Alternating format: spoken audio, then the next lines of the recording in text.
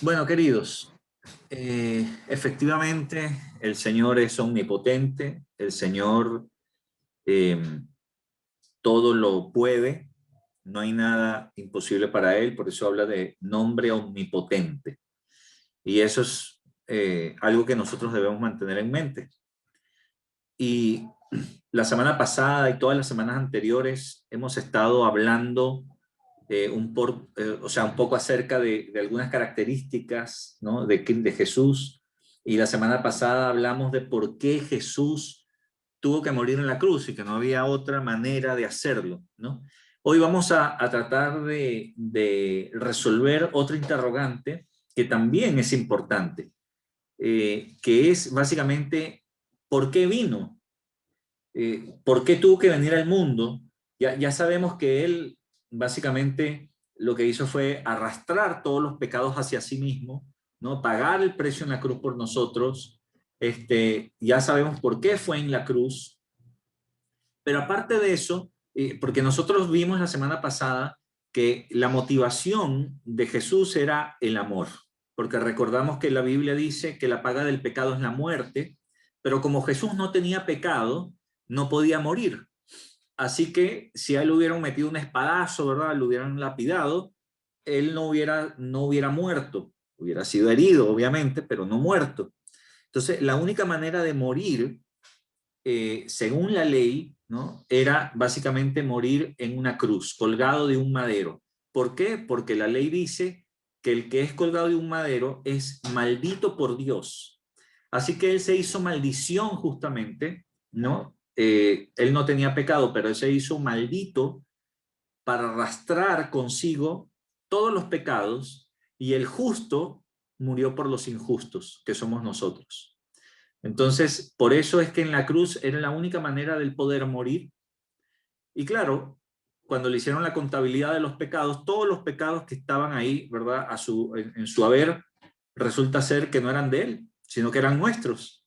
Así que dice la Biblia que entonces la muerte no lo pudo retener y por eso resucitó. Y ese es el porqué. Básicamente estoy haciendo un súper resumen de lo que vimos la semana pasada. Y hoy justamente vamos a tener otro interrogante, ¿no? Que es ¿por qué vino? Porque ya sabemos justamente que la motivación de venir era el amor, lo motivó, ¿no? Como dice Juan 3:16, que dice, porque de tal manera amó Dios al mundo que ha dado a su Hijo unigénito para que todo aquel que en él crea no se pierda, sino que tenga vida eterna. Entonces, es súper importante que nosotros tengamos esto en mente, pero además de borrar nuestros pecados, como por si fuera poco, hay otros motivos también, otros propósitos para el cual Jesús vino, ¿no? Como si fuera poco ya el hecho de salvarnos, ¿no? Y con esto quiero que nosotros veamos que Dios es un Dios de multipropósitos y que Él aprovecha, ¿no? Cada oportunidad para mostrarnos a cada instante su amor, no solamente salvándonos del infierno, sino que además vino para otro montón de cosas que son las que efectivamente hizo en la tierra mientras estuvo acá, y tenemos nosotros ahora como iglesia la tarea de replicar. ¿Y a qué me estoy refiriendo? Vamos a contestar aquí la pregunta, ¿por qué Jesús vino? Bueno, la gran mayoría de las personas no saben por qué Jesús vino a este mundo. En realidad, cuando yo me he dado la tarea de preguntar por qué vino, ¿no? ¿Cuál es el propósito o para qué vino? Las personas normalmente no saben, se quedan pensativas, ¿no? Y normalmente las respuestas eh, a esta pregunta, que en realidad no es una respuesta, sino es un acto del razonamiento humano, ¿no? Es más o menos así. Por la manera en que Jesús se dejó tratar, me parece que fue débil y cobarde porque no se defendió como un hombre. Y yo he recibido este tipo de respuestas, digamos, cuando las personas han de alguna manera reflexionado acerca de lo que hizo Jesús y encontramos el patrón de quedarse callado, de dejarse maltratar, de no pegarle a nadie, de ni siquiera defenderse en palabras, sino que se dejó. Es abiertamente notorio que Jesús se dejó. Y el razonamiento humano, natural, es equivalente a una persona cobarde que no sabe cómo defenderse, una persona torpe, bruta o con poca capacidad y de paso cobarde, porque no se defendió con un hombre. Cualquiera hubiera reaccionado a los puños, ¿verdad? A los insultos, defendiéndose, tomando un escudo, una espada. Es más, al punto tal de que Pedro, que sí fue el que tomó una espada y le cortó la oreja a uno de los siervos del sumo sacerdote, Jesús le dijo más bien que envainara nuevamente la espada, ¿verdad? Porque todo el que a espada matara, a espada iba a morir. Y bueno, ya vamos a ver un poquito más del diálogo que tiene, porque es importante. Entonces, claro, nosotros vemos, o nosotros no, pero digo yo, el mundo ve a Jesús normalmente como una persona débil. Y sobre todo, por ejemplo, yo también he escuchado pensamientos de musulmanes y de personas básicamente que no son cristianas, y piensan de manera muy similar en el sentido de que Jesús fue un débil y un cobarde porque no se defendió como un verdadero hombre.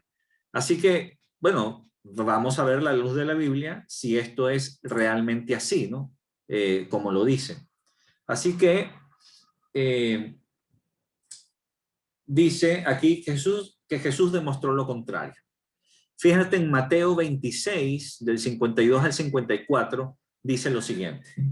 Entonces Jesús le dijo, vuelve tu espada a su lugar. ¿Se acuerdan de Pedro, no? Que lo que acabo de hablar, ¿no? Que le corta la oreja al siervo del sumo sacerdote, y Jesús le dice, vuelve tu espada a su lugar, porque todos los que tomen espada, a espada perecerán. ¿Acaso piensas que no puedo ahora orar a mi Padre y que Él no me daría más de 12 legiones de ángeles? Fíjate, aquí se pone de manifiesto lo que Pedro pensaba, porque si Pedro tomó la espada y atacó con ella, es porque Pedro estaba razonando justamente como lo hubiéramos hecho cualquiera de nosotros, de manera humana, defendiéndome, defendiendo a mi gente, a mi maestro. Y no voy a permitir que esto ocurra. Y entonces tomo la espada y con violencia arremeto, ¿verdad? Pero esta violencia y este acto de Pedro es aplaudido por el mundo. Es un acto donde cualquiera de nosotros, en cualquier circunstancia, si tú te defiendes, si tú peleas, te pones violento por una causa, ¿verdad? Que tú crees digna digamos, de comportarse de esa manera, y que tú defiendes esa causa con honor, ¿verdad? Entonces esto es aplaudido, reconocido y admirado por el mundo. Pero Jesús le dijo y lo reprendió a Pedro, le dijo, guarda tu espada, y le dijo, y aquí revela en esta pregunta, revela lo que en realidad pensaba Pedro. ¿Acaso piensas que no puedo ahora orar a mi Padre? O sea, a Pedro se le había olvidado la parte espiritual. Pedro estaba reaccionando en la carne completamente y se le había olvidado todo el mundo espiritual, y se le había olvidado incluso que Jesús era el Mesías. Horas antes, Jesús había declarado abiertamente y públicamente, tú eres el Mesías, el Hijo del Dios viviente. Y ahora está sacando una espada para defender al Mesías. Entonces, cuando tú te pones a ver esta dualidad de pensamiento, ¿verdad? Que, bueno, obviamente Jesús se lo dice también cuando Pedro declara que él es el Mesías. Jesús se lo dice claramente, le dice, esto no te lo ha revelado ni carne ni sangre, sino mi Padre. Obviamente, porque el pensamiento de Pedro era más bien así, tosco, violento, bruto, ¿no? Digamos, reactivo. Así que Jesús le dice, ¿acaso piensas que no puedo ahora orar a mi Padre? Y aquí ubica a Pedro, ¿verdad? Y le dice, ojo, yo puedo hacer que no me toque ni un pelo de la cabeza si yo quisiera. Y le dice, y que él no me daría más de 12 legiones de ángeles. Aquí nadie me podría tocar un pelo en realidad, Pedro. Y con esa pregunta, Pedro se queda quieto, porque además en el 54, en el versículo 54, Jesús le hace una pregunta reflexiva o de reflexión a Pedro y le dice, pero ¿cómo entonces se cumplirían las escrituras de que es necesario que así se haga? Es decir, Jesús estaba muy claro con su propósito. Las escrituras se tenían que cumplir. Por eso es que él cayó. Por eso es que él no oró y pidió 12 legiones de ángeles, sino que él estaba dispuesto a pasar lo que tenía que pasar sin tomar ventaja, sin tomar atajos, para que se cumplan las escrituras. Mira qué argumento. Esto, queridos, está lejos de ser de una persona cobarde. Lejos. Todo lo contrario. Se trata de una persona valiente que domina totalmente su cuerpo y sus impulsos y que está enfocada en la meta, una meta además que es la del Padre. Una meta basada más bien en el amor y no en el odio, en el amor hacia nosotros, en el amor hacia los mismos que lo tomaron preso y lo clavaron en una cruz. Porque incluso acuérdate que en la cruz oró a su Padre diciendo, Padre, perdona, ¿verdad?, sus pecados porque no saben lo que hacen. Aún clavado en la cruz, él perdonó. Y eso, queridos, no es un acto de cobardía, sino es todo lo contrario, un acto de la más sublime valentía, hombría. Eh, bueno, me quedo sin palabras. Es una demostración impresionante de dominio propio, de valentía, ¿no? Es así. Entonces, nosotros vemos, ¿verdad?, que Jesús demostró todo lo contrario. Aquí en Mateo, en 3 versículos, hemos matado básicamente la pregunta, ¿verdad?, o el postulado mundano o naturalmente humano de pensar de que Jesús fue cobarde o fue débil, porque aquí está demostrando todo lo contrario. No sé ustedes, pero yo veo aquí todo lo contrario. Pero vamos a continuar. Dice que es necesario que se haga. Cuando habla de necesario, quiere decir que hay un propósito. ¿Es necesario? Entonces eso, hay un propósito. Fíjate, abajo dice es necesario. ¿Por qué necesario? ¿Por qué es necesario? Fíjate que esa palabra pone esto en otra perspectiva. Él vino aquí con un propósito específico y para que se cumpliera ese propósito es necesario pasar por esto que tiene que pasar. Es parte del proceso para lograr el objetivo. Entonces es necesario.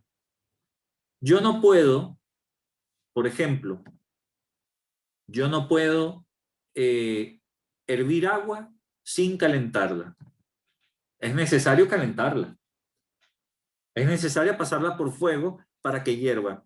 ¿De qué otra manera la puedo hacer hervir si no es calentándola? Yo necesito, o sea, digo yo calentar como una fuente de energía que excite las moléculas que hay en él y que lo que lleva a un aumento de temperatura, digamos, ¿no? Perdónenme lo científico, pero es así. Entonces yo necesito meterle energía para calentar el agua, es necesario. Aquí es igual, es necesario. Entonces quedémonos con esto en mente, ¿no? Mientras seguimos avanzando.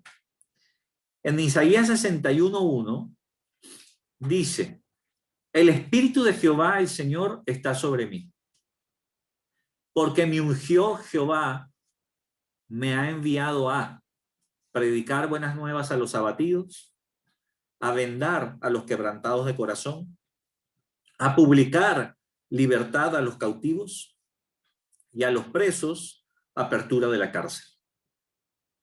Entonces, fíjate las declaraciones del profeta Isaías, aproximadamente 700 años de Jesucristo, antes de Cristo.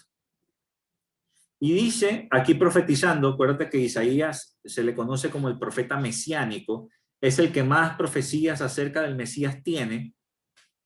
Dice, el Espíritu de Jehová, el Señor, está sobre mí.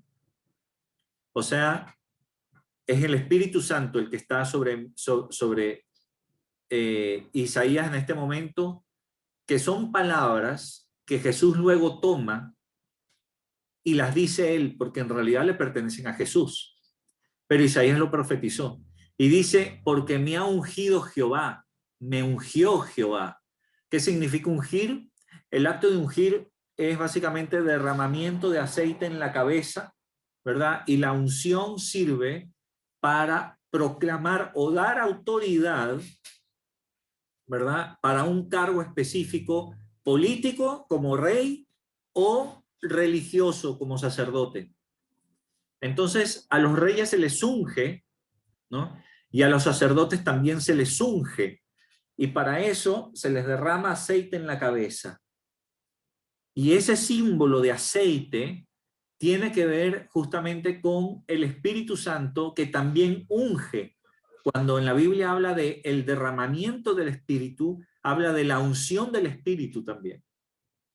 Entonces, aquí dice que Jehová me ungió.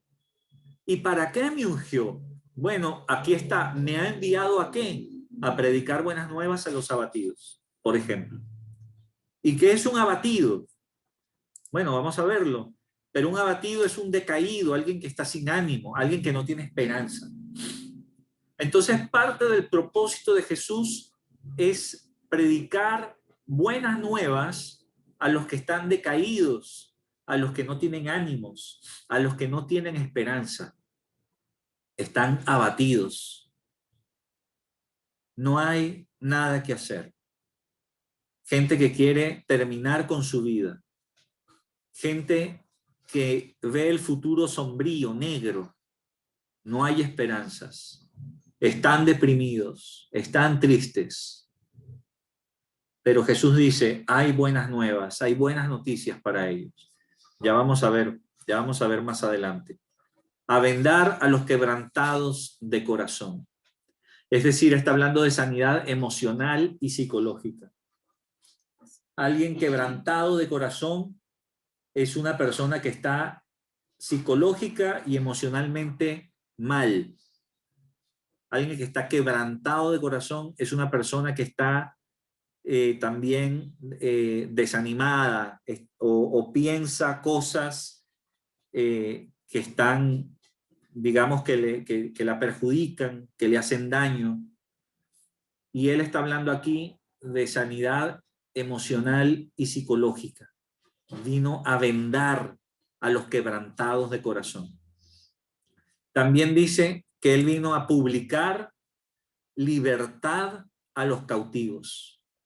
¿Qué es un cautivo? Es una persona que está presa, digamos, ¿no? O que está limitada por algo, y él vino a darle libertad también a este tipo de personas. Aquí no estamos hablando de gente que está literalmente cautiva en algo, ¿no? Que está tomada como rehén y hechos cautivos en algún lado. No está hablando literalmente de eso, pero sino que está hablando de aquellas personas que están cautivos por el pecado, por ejemplo, que están cautivos por pensamientos cerrados. Y Jesús viene a dar libertad de eso también. Y también le viene a dar libertad a los que están en la cárcel. Los que están, la palabra que se traduce ahí por presos, significa encadenados. Gente que está atada. Los que están encadenados también están cautivos, pero tienen menos libertad.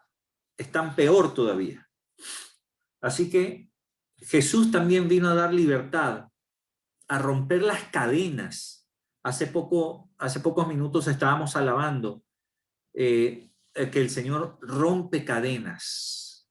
Justamente, da libertad a aquellos que están encadenados por el pecado, adicciones que no los dejan vivir con libertad, gente que está adicta, ¿verdad? Que está encadenada y atrapada por ciertas, digamos, pensamientos o conductas que, nocivos, evidentemente, ¿no? Entonces, Isaías 61 predice esto, pero vamos a ir un poquito más allá, ¿no? En el versículo 2 dice, a proclamar el año de la buena voluntad de Jehová, ¿no? Ese año de la buena voluntad de Jehová es el año justamente del servicio a él, de cuando viene el Mesías, ¿no? A proclamar todas estas cosas que ya vimos. Y obviamente, y el día de la venganza de nuestro Dios, a consolar a todos los enlutados, ¿no? ¿De quién se va a vengar Dios? Bueno, no es de ti, no es de mí, pero Él sí va a poner a encadenar y va a vencer a Satanás, por ejemplo, y a todos los demonios. Entonces, este es el día que nosotros también esperamos. Ahora, es importante notar que este pasaje de Isaías 61, del 1 al 2, Jesús lo leyó en una sinagoga en Nazaret, en su pueblo no natal, porque él nació en Belén. Nazaret queda más al norte de Jerusalén. Y él regresó a su pueblo donde él creció y vivió, básicamente, porque acuérdate que él nació en Belén para cumplir las escrituras, pero desde el punto de vista, digamos, social, humano, digamos, por llamarlo de alguna manera, fue circunstancial, porque él nació ahí de paso, porque sus padres estaban cumpliendo con una orden romana de censarse. Así que los padres no vivían en Belén, vivían en Nazaret. Entonces fueron a Belén y Jesús nació ahí, digamos, por razones circunstanciales desde el punto de vista humano.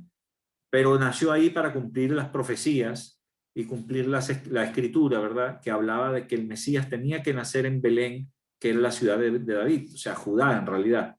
Pero tenía que nacer en Belén específicamente, porque ahí mismo había nacido David, hacía 1000 años antes aproximadamente. Entonces, y Jesús fue en algún momento a Nazaret y leyó este pasaje en la sinagoga. Vamos a verlo, ¿no? Él allí utiliza, digamos, bueno, vamos a ver el pasaje específicamente. Dicen en Lucas 4, versículo 16, dice, vino a Nazaret, donde se había criado, y en el día de reposo entró en la sinagoga conforme a su costumbre y se levantó a leer. Y se le dio el libro del profeta Isaías. Y habiendo abierto el libro, halló el lugar donde estaba escrito, el Espíritu del Señor está sobre mí, por cuanto me ha ungido para dar buenas nuevas a los pobres. Me ha enviado a sanar a los quebrantados de corazón, a pregonar libertad a los cautivos y vista a los ciegos, y a poner en libertad a los oprimidos, a predicar el año agradable del Señor. Como se darán cuenta, Jesús lee el mismo pasaje que estábamos viendo en Isaías,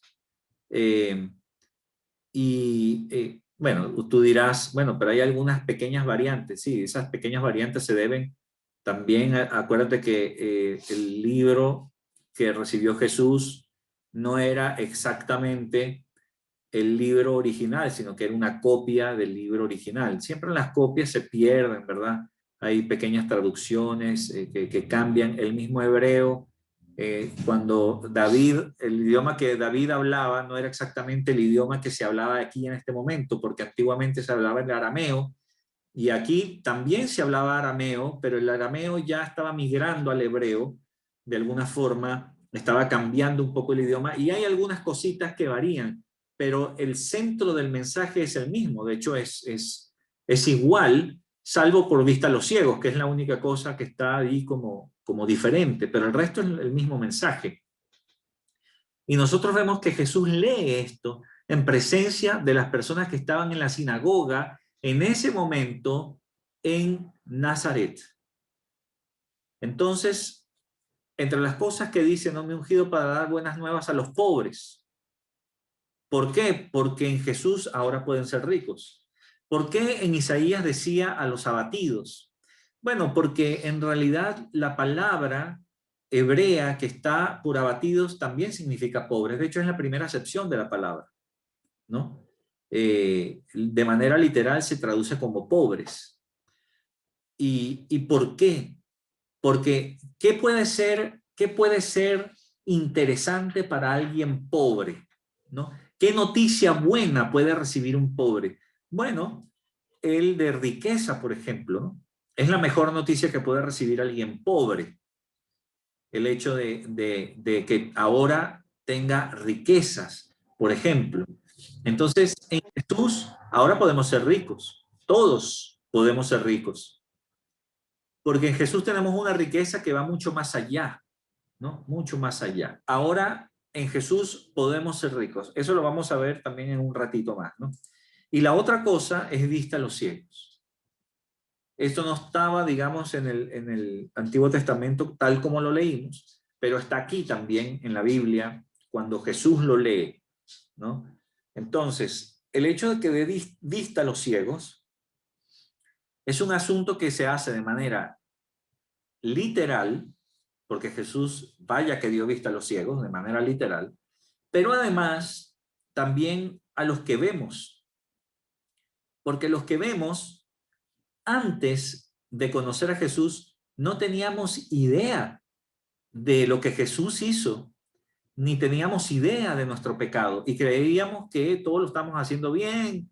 Bueno, hay errores, ¿no? Pero no hay pecados como tal, ¿no? Difícil que alguien que no conoce a Cristo concientice de algún pecado.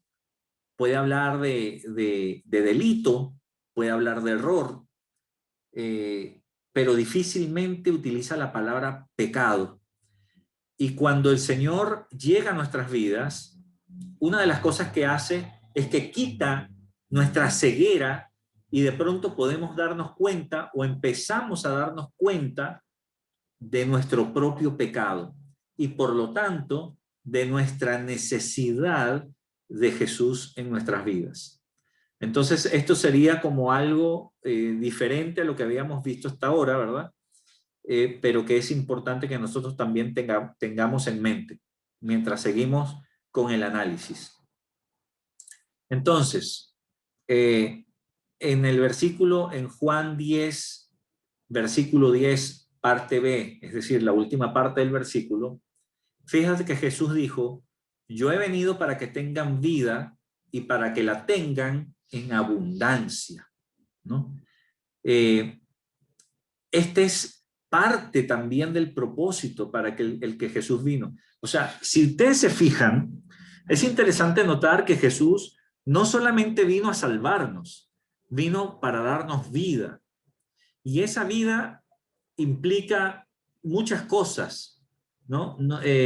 Implica, no es un asunto de dinero en realidad, sino de vida. Significa forma de pensar nueva, salud nueva, significa cambiar nuestra perspectiva, resetear lo que he aprendido hasta ahora y reaprender ahora con el maestro de maestros, ¿no? Y empiezo a alimentarme de la palabra de Dios. ¿Y qué pasa? Se empieza a cumplir Romanos 12:12 en mi vida, donde dice que no me adapte a esta época, sino que más bien transforme mi mente, ¿no? Que yo sea transformado a través de la renovación de mi mente. Y de esa manera voy a poder comprobar que la voluntad de Dios es buena, agradable y perfecta.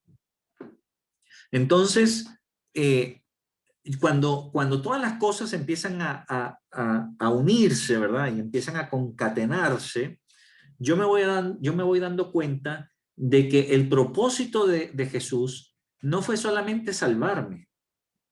y dejarme así, sino es mucho más allá que eso. Es prepararme para lo que viene, prepararme para la vida eterna. ¿Y por qué necesito una preparación?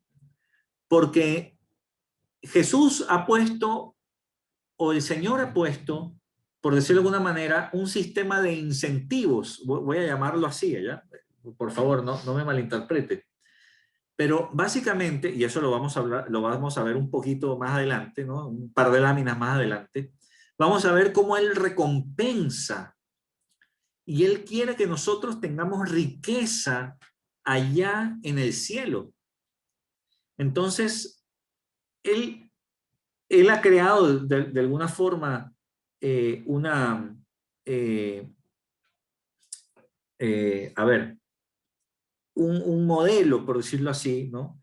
De recompensas que es súper elemental y en realidad es súper sencillo, pero, pero tiene que estar íntimamente relacionado a la obediencia a su palabra. Y para que eso sea y se cumpla de esa forma, nosotros tenemos que estar íntimamente relacionados con el Espíritu Santo. Porque recordemos que todo lo que nosotros hagamos fuera de la voluntad de Dios, la Biblia lo llama obra muerta y por lo tanto no tiene ninguna recompensa. Pero todo lo que hacemos dentro de la voluntad de Dios, Dios lo llama una obra viva y es obediencia al Espíritu Santo, obediencia a Jesucristo y a su palabra. Pero para yo poder obedecer, yo necesito conocer al Espíritu Santo, porque si yo me esfuerzo en obedecer, porque simplemente sé que tengo que obedecer, yo voy a vivir Romanos 7, donde se me garantiza un fracaso continuo. Pero cuando yo me someto a Jesucristo, me esfuerzo más bien, en lugar de obedecer, me esfuerzo en buscar a Cristo, en oración, en lectura de su palabra, en congregarme, y el esfuerzo está allí en que yo quiero conocerle más, entonces el resultado de eso va a ser la obediencia y yo mismo me voy a sorprender de que yo esté obedeciendo lo que antes para mí era imposible de obedecer. ¿Y por qué lo digo? Porque yo lo he experimentado de esa manera también y porque conozco gente que lo ha experimentado de esa manera. Sin ir muy lejos, aquí por ejemplo mi esposa también lo ha experimentado de esa manera. Porque justamente no se trata de un esfuerzo en obedecer, digamos, puro, de una obediencia pura, sino que se trata en esforzarme en conocer a Cristo y la obediencia viene como consecuencia de la búsqueda digamos, de la presencia de Dios. Entonces, aquí volvemos a Juan 10:10b, donde dice, habla de abundancia, ¿verdad? Y la palabra griega, que quiere decir abundante, en este caso es la palabra perizón, ¿no? Que significa sobreabundante en cantidad o superior en calidad. No habla, es decir, habla de vida y no de dinero necesariamente. ¿Por qué digo esto? Porque a veces nosotros pensamos que tener una vida abundante es tener una vida con una cuenta bancaria abultada. Y no es así, para Dios no es así. Y nosotros tenemos que empezar a pensar como Dios piensa, ¿no? O como Dios dice. Por eso hablaba yo de un reseteo de mi mente, de una transformación, de una renovación, ¿no? En la medida que yo voy pensando diferente, yo también voy a sentir diferente y por lo tanto voy a vivir una vida diferente, ¿no? Y esto es un principio, digamos, psicológico básico. Y la Biblia ya hablaba de eso, ¿no? Porque Jesús es el que nos diseñó. Todas las cosas por Él y para Él fueron hechas. Acuérdense de Juan 1, ¿verdad? El capítulo 1 de Juan, los primeros versículos. Entonces, nosotros cuando Jesús habla de abundancia, una vida abundante, se habla de en cantidad y también en calidad. Pero la calidad de vida no te la da solamente el dinero, porque mucha gente habla, ¿verdad?, para mejorar la calidad de vida directamente proporcional a cantidad de dinero. Y no es lo único. El dinero sí te puede mejorar la calidad de vida, pero la calidad de vida en cuanto a cosas materiales. Pero tú puedes ser el mismo amargado de siempre. por ejemplo, ¿no? Aquí la calidad de vida en realidad no tiene que ver con el dinero, sino tiene que ver con tu forma de pensar, con tu forma de ver las cosas, por lo tanto con tu forma de sentir. Por eso es que la amargura, la ira y todas esas cosas se empiezan a ir. Y ahí es donde tú empiezas a disfrutar a donde estás, sea con lo poco o sea con lo mucho. Entonces, esto es parte también del propósito, lo que Jesús vino a hacer por nosotros. Así que, en 2 Corintios 9:8, por ejemplo, dice, y poderoso es Dios para hacer que abunde en vosotros toda gracia, a fin de que, teniendo siempre en todas las cosas todo lo suficiente, abundéis para toda buena obra. Mira qué importante. Dios sabe que nosotros, si tenemos lo suficiente en todo, está hablando de lo material y de lo que no es material, tengo lo suficiente en todas las cosas, además dice, también habla de cosas materiales, tengo todo lo suficiente, entonces yo voy a poder abundar para toda buena obra. Porque fíjate, si yo no tengo salud, si yo estoy postrado en una cama, ¿cómo voy a salir a predicar? ¿Cómo voy a dar ejemplo, testimonio de que Cristo vive? No puedo, estoy limitado, estoy confinado a una cama. Si yo soy tan pobre que no tengo plata ni para el pasaje, entonces, ¿cómo voy a ir o hasta dónde voy a ir yo, verdad? Que no tengo ni para comer. ¿Cómo voy a predicar de Cristo? ¿Cuál va a ser mi testimonio? Y lamentablemente esto es algo que se dio muchísimo, ¿no? Socialmente hablando.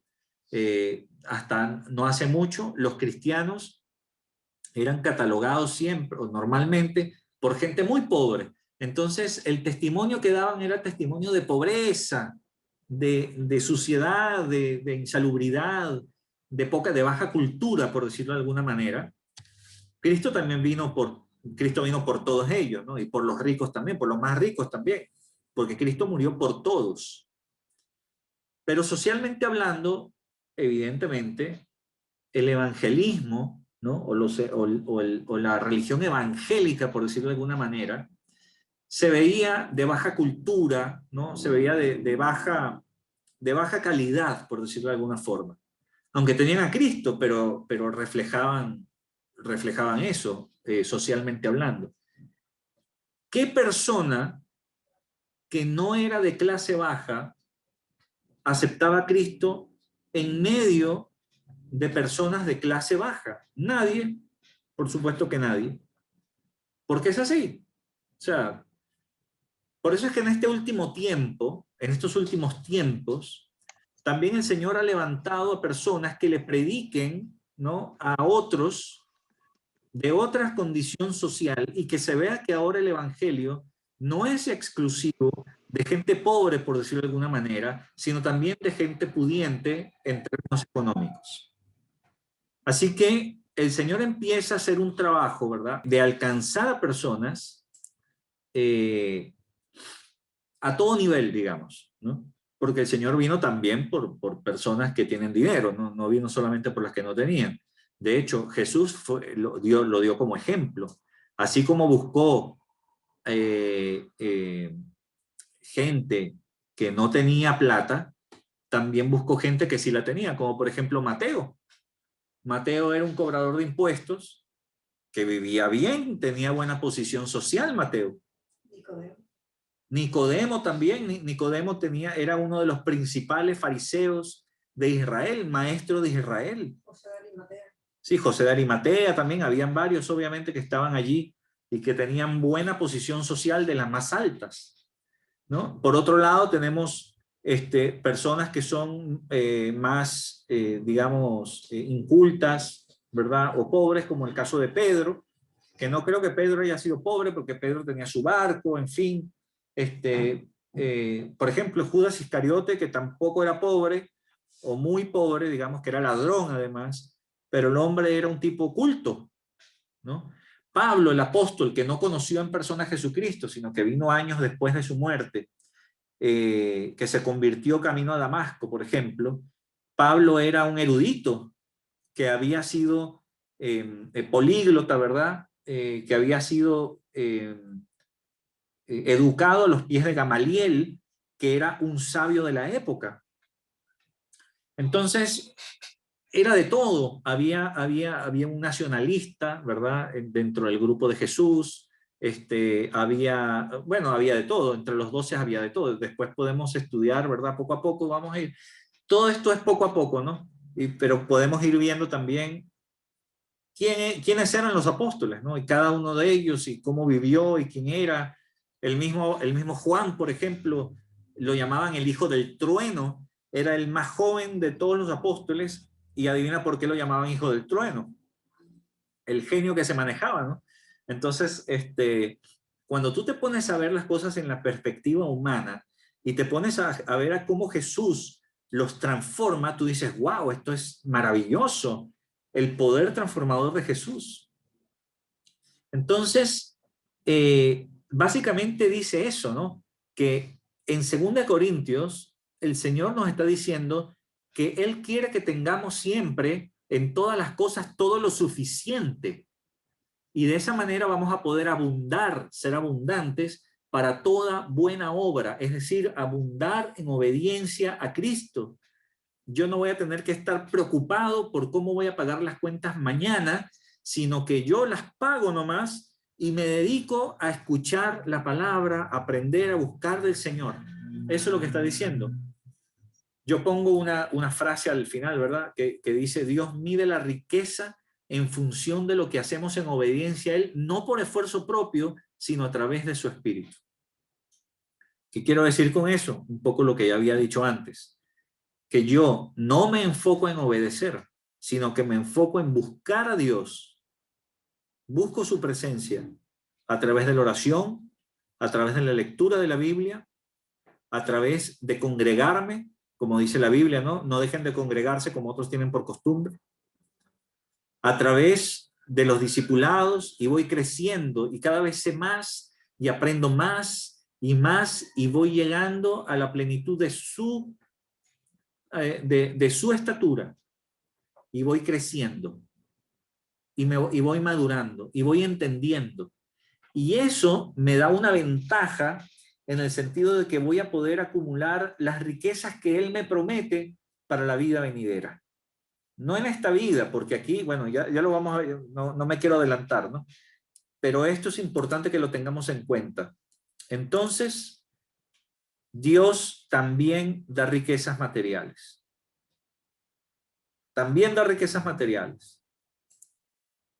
Fíjate lo siguiente. Hebreos 11:6. ¿Qué dice? Perdón, Ageo 2:8. Dice, mía es la plata y mío es el oro, dice Jehová de los ejércitos. ¿De quiénes son las riquezas? Del Señor. Las riquezas son del Señor. Él la da a quien quiere, obviamente. Hebreos 11:6 dice, pero sin fe es imposible agradar a Dios, porque es necesario que el que se acerca a Dios crea que le hay y que es galardonador de los que le buscan. Mira la primera parte del versículo. Sin fe es imposible agradar a Dios. O sea que la fe es imprescindible, queridos. Dice, es necesario, ojo, necesario que el que se acerca a Dios crea que le hay. Es decir, que existe, que está ahí, que está cercano, que es un Dios vivo y no un Dios muerto. Eso es lo que nosotros tenemos que creer, nosotros que le estamos buscando y que nos acercamos a Dios. No nos estamos acercando a un Dios clavado en la cruz, moribundo o muerto. No nos estamos acercando a un Dios que está en la tumba, sino estamos acercándonos a un Dios que resucitó, que dejó la tumba vacía, que venció la cruz, que venció el pecado, que venció la muerte. Ese es el Dios al que nosotros nos acercamos y que además nos premia, es galardonador de los que le buscan. Nos premia por buscarle. Nos da su bendición. Y nosotros vamos y seguimos, digamos, de alguna forma, madurando y creciendo. Y Él nos premia más y más y más. Entonces, también el Señor nos premia. En Mateo 6, del 19 al 20, fíjate, dice, no os hagáis tesoros en la tierra, donde la polilla y el orín corrompen, y donde ladrones minan y hurtan, sino haceos tesoros, ¿dónde? En el cielo, donde ni la polilla ni el orín corrompen, y donde ladrones no minan ni hurtan. Habla de hacer tesoros, queridos, riquezas, pero no en la tierra, sino en el cielo. De hecho, el Señor nos anima a no hacer riquezas acá en la tierra. Si Él te las da, pues te las da. Y si te las da, es bueno que tú seas rico en buenas obras, como lo dice otra parte de la Biblia.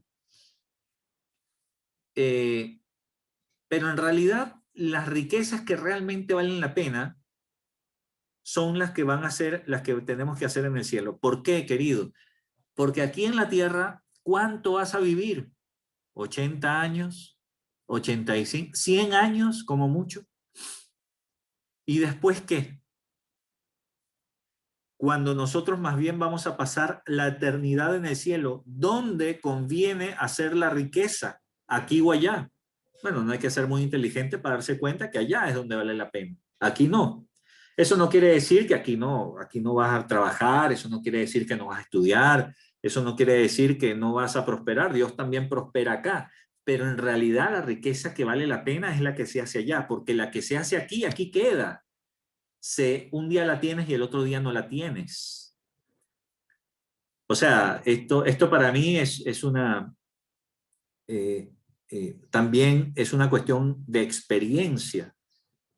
La gran mayoría de los venezolanos, por ejemplo, incluso gente que tenía riquezas, casas y toda la cosa, prácticamente en pocos años tuvieron que salir huyendo del país, dejando todo y yendo a otros países a lavar platos, a ser personas que limpian, ¿verdad?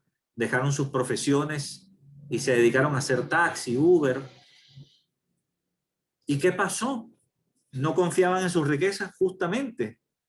Las riquezas, digamos, humanas, varían, son variables. Un día las tienes, a otro día no las tienes.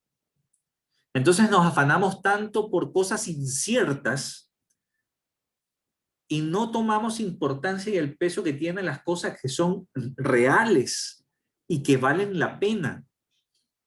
Y valen la pena lo que se siembra y lo que se acumula del otro lado, queridos. No acá, sino del otro lado. Ese es el llamado de Jesucristo, porque estas palabras las registró Mateo justamente, ¿verdad?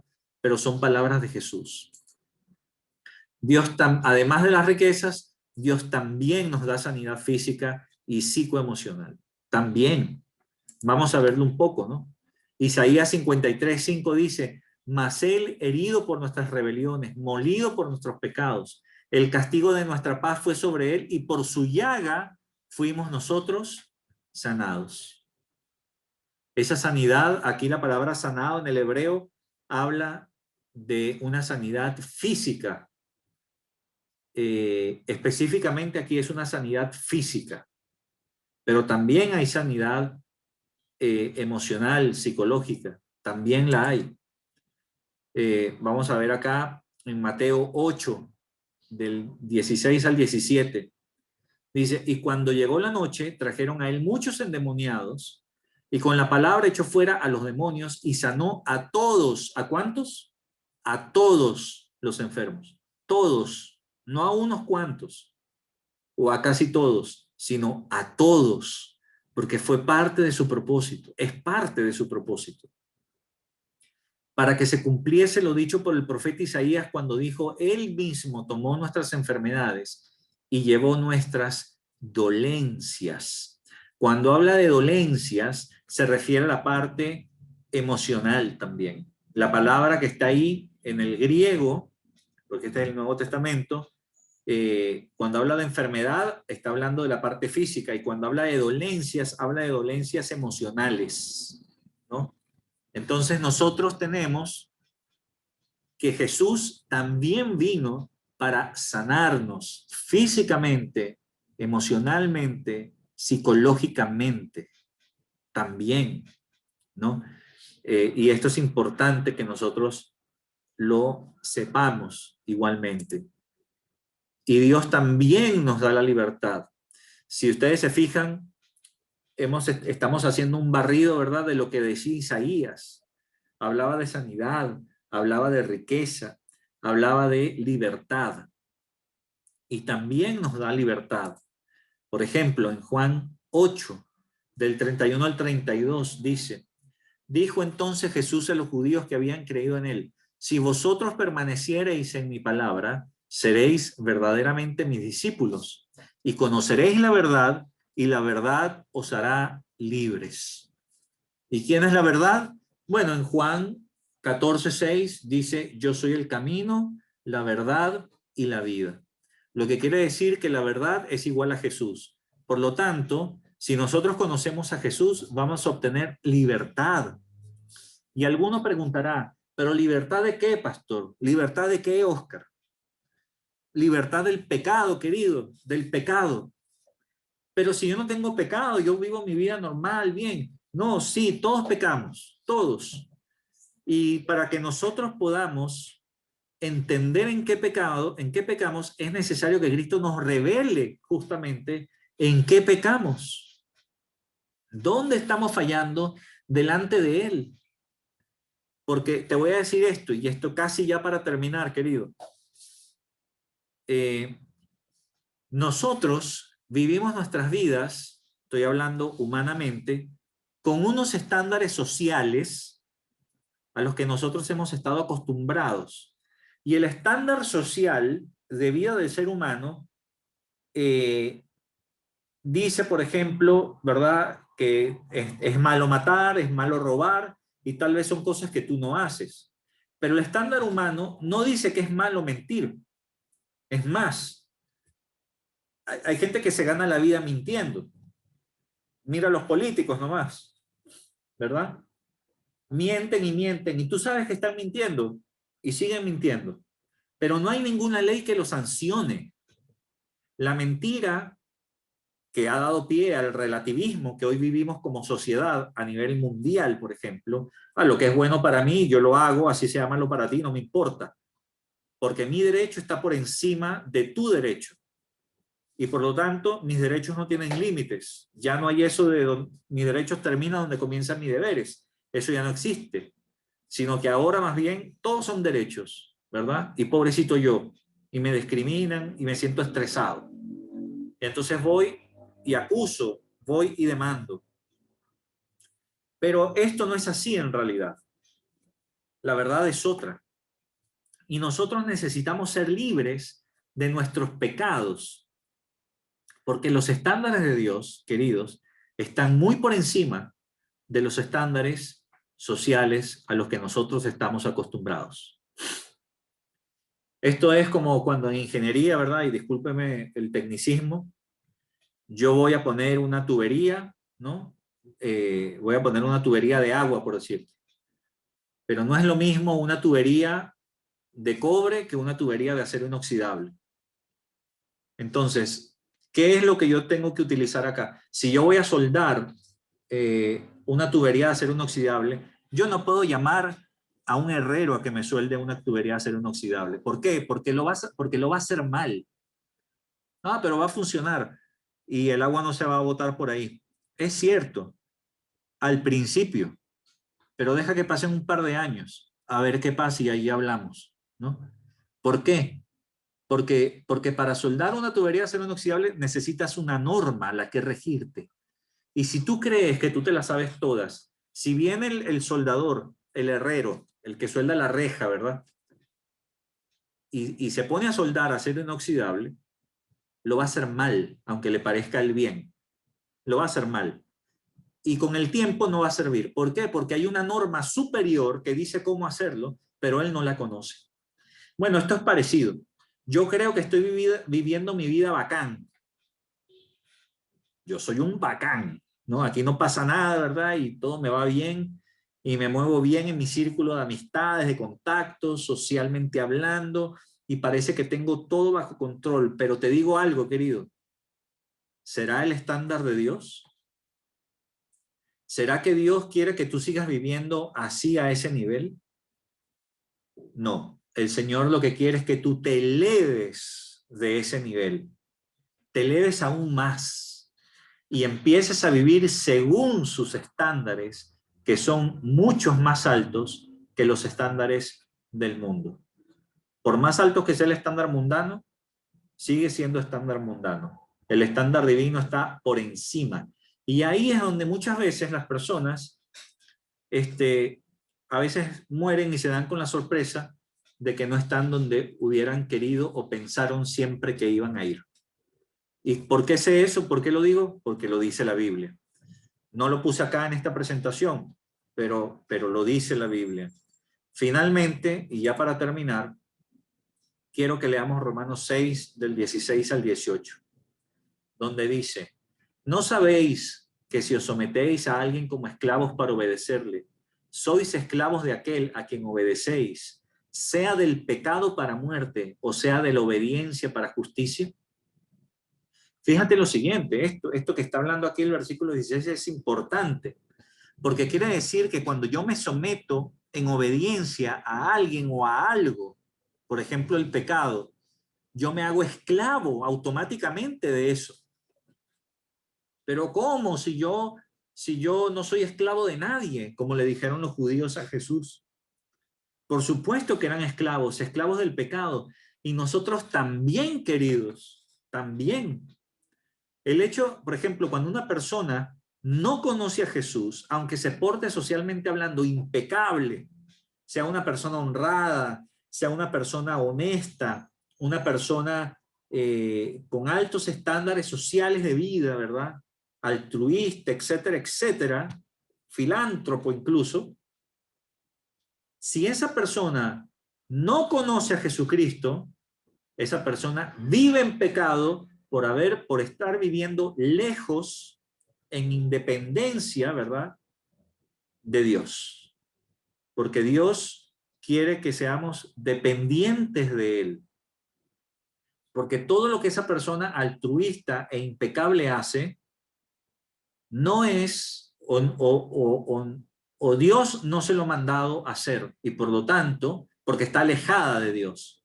No hay manera de que éste conozca la voluntad de Dios. Y por lo tanto, le es pecado.